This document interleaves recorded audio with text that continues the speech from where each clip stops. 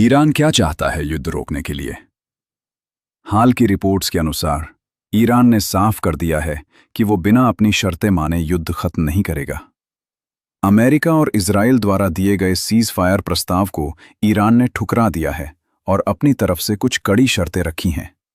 सबसे पहली और मुख्य शर्त यह है कि अमेरिका और इजराइल तुरंत सभी हमले बंद करें।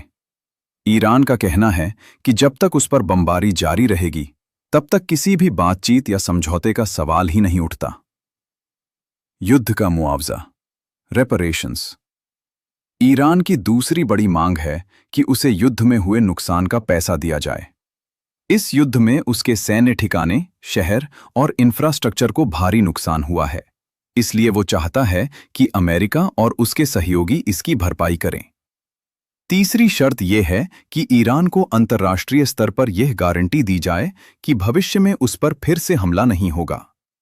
ईरान का डर यह है कि अगर अभी युद्ध रुक भी गया तो कुछ समय बाद फिर से हमला हो सकता है, इसलिए वह स्ट्रॉन्ग गारंटीज चाहता है ताकि उसकी सुरक्षा सुनिश्चित हो सके।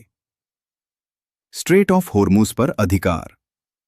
ईरान की सबसे विवादित मांग यह है कि दुनिया उसके इस महत्वपूर्ण समुद्री रास्ते पर अधिकार को माने। यह वही जगह है जहां से दुनिया का बड़ा हिस्सा तेल गुजरता है।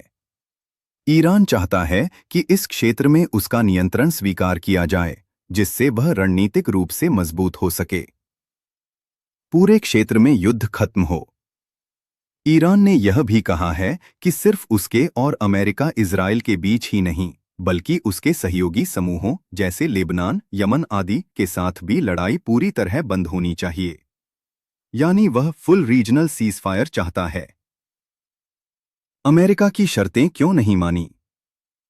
दूसरी तरफ अमेरिका चाहता है कि ईरान अपना परमाणु कार्यक्रम बंद करे, मिसाइल सिस्टम कम करे और अपने सहयोगी समूहों को सपोर्ट करना छोड़े। लेकिन ईरान इन शर्तों को अपनी कमजोरी मानता है, इसलिए उसने इन्हें साफ तौर पर खारिज कर दिया है।